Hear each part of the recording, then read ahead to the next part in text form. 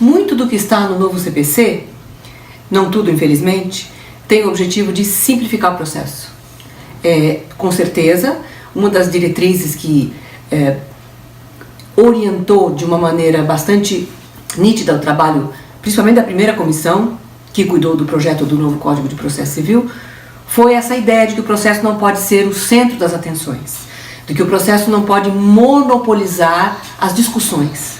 Na verdade, o juiz tem que gastar a sua atenção, a sua energia na decisão de mérito, em saber quem tem razão, e não ficar discutindo ou ficar, enfim, incomodado com problemas relativos ao próprio processo.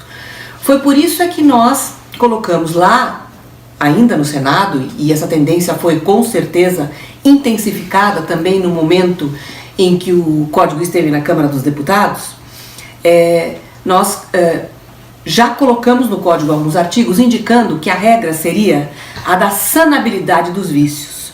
Quer dizer, havendo defeitos no processo e sendo possível que eles sejam corrigidos efetivamente ou relevados, o melhor é que se faça isso.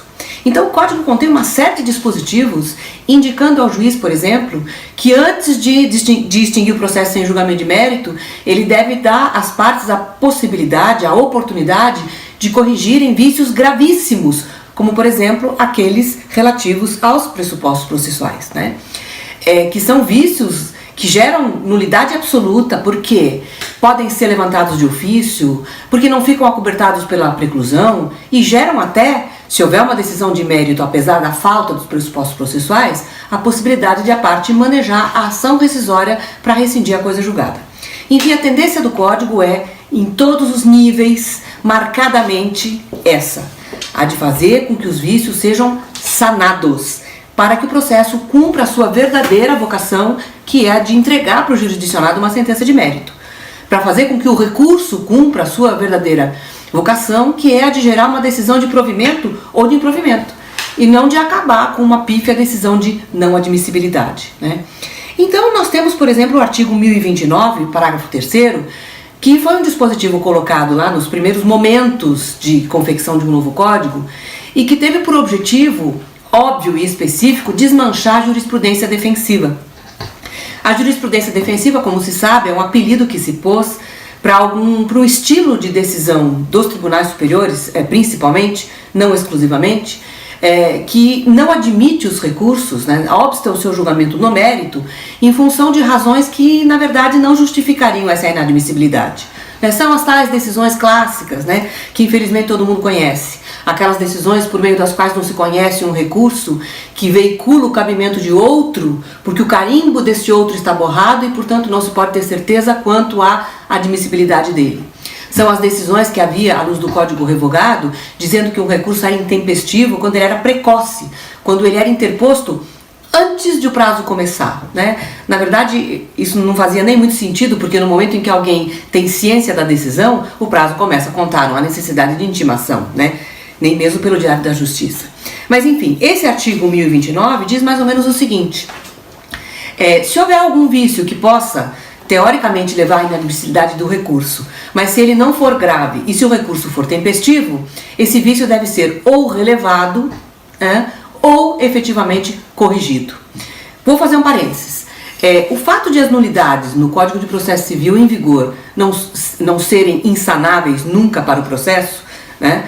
Sempre existe a possibilidade, até às vésperas de o juiz proferir a sentença, como está no artigo 139, inciso 9º, em que se diz que o juiz, antes de proferir uma sentença não julgando o mérito, não admitindo a ação, ele deve dar às partes oportunidade para corrigir vícios, ainda que relativos a pressupostos processuais, e como consta do artigo 932, que diz que o relator, antes de deixar de admitir um recurso, deve dar à parte oportunidade para corrigir defeitos que poderiam levar à inadmissibilidade. Apesar de tudo isso, não se pode dizer de forma alguma que o Código eliminou a diferença entre nulidades relativas e absolutas. Isso porque a sanabilidade só é uma diferença entre nulidades absolutas e relativas no direito civil. As nulidades absolutas no direito civil são, sim, insanáveis, né? É até sinônimo. Você fala nulidade absoluta, nulidade ipso jure, nulidade de pleno direito ou nulidade insanável. No processo, não. No processo, a sanabilidade não tem nada a ver com a gravidade do vício. Mesmo no Código de 73, a gente lembra daquele artigo 214, né? Qual é o vício mais grave de que pode padecer um processo? A falta de citação. A parte comparece, contesta, acabou, o vício foi embora. O vício é sanável, porque ele foi efetivamente consertado. O problema da falta de citação é a falta de conhecimento do réu a respeito de que contra ele está sendo movida uma ação. Se ele compareceu e contestou, o vício foi embora. Então, voltando agora para o artigo 1029, parágrafo 3º, que diz respeito à tal jurisprudência defensiva, né? E determina aos tribunais superiores, sem sanção, é verdade, né? Mas pelo menos esse dispositivo acho que vai ter a função de desestimular a jurisprudência defensiva, porque se diz, com todas as letras, que também os tribunais superiores devem cumprir a sua verdadeira função, que é julgar o mérito dos recursos que são interpostos perante si, né? Então esse dispositivo é um dispositivo genérico, que consta do Código desde os primórdios da sua elaboração, e depois há os dispositivos específicos que foram criados na Câmara para algumas situações de jurisprudência defensiva, como por exemplo o 1007, parágrafo 7º, que fala da guia de custas, né? Que diz que qualquer vício relativo a esse patamar, a esse nível, deve ser corrigido, deve ser dada à parte a oportunidade de consertá-lo. Também há o 1025, parágrafo 7º, que fala do recurso precoce, enfim, e alguns outros dispositivos que tiveram por objetivo desestimular precisamente alguma hipótese em que se havia criado algum tipo de jurisprudência defensiva. Bom, por que é importante dizer para vocês tudo isso? Porque agora, neste momento, está sendo julgado pela Corte Especial do STJ o seguinte tema, né? Podem os feriados locais ser comprovados após a interposição do recurso, se há dúvida sobre a sua tempestividade?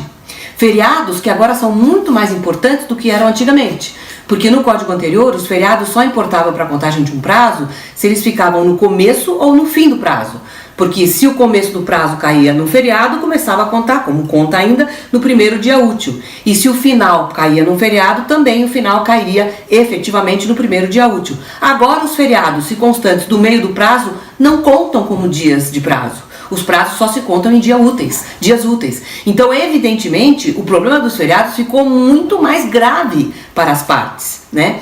E o que acabou, na verdade, tornando tudo isso mais grave ainda, é que os feriados que não são previstos por leis federais, os feriados que são previstos por leis locais, são muito mais do que os que se imagina. Por exemplo, o Carnaval é um feriado que existe no Brasil inteiro, mas ele não é previsto por lei federal, ele é previsto por leis estaduais. Quem imaginaria isso? E há muitos outros feriados que são feriados nacionais, mas para efeito de comprovação, para interposição do recurso especial, não são, porque são previstos por leis estaduais.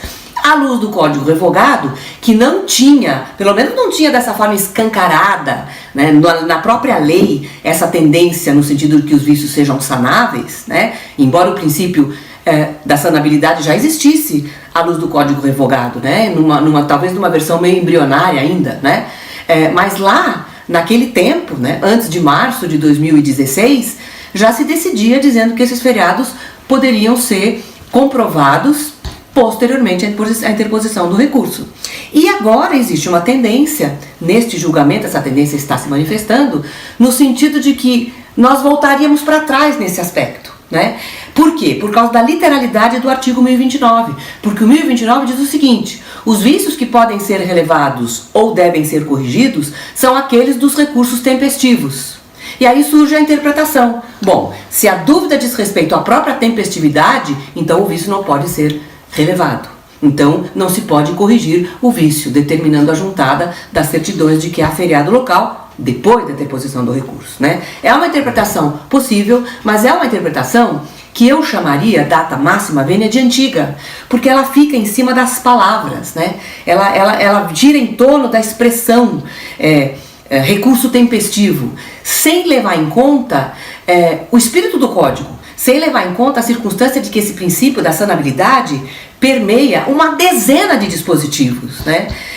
Na exposição de motivos do Código está confessado que um dos objetivos da nova codificação é justamente a de simplificar, a de fazer com que o processo cumpra a sua função, com que os recursos cumpram a sua função, que é de entregar para a parte uma decisão de mérito, uma decisão que resolva efetivamente a controvérsia. É essa a tendência, né? Então o legislador, num cochilo, formulou o artigo 1029, dando margem a essa outra interpretação, que é possível, que é criativa, mas não me parece correta, porque ela é uma interpretação com lupa, ela é uma interpretação do artigo isoladamente considerado, quando a gente deve interpretar esse dispositivo no contexto do Código. O que o dispositivo, na verdade, quis dizer, única e exclusivamente, é que a tempestividade é um vício que não se perdoa. Então, se o recurso for comprovadamente, né, evidentemente intempestivo, este é um vício que não dá para consertar.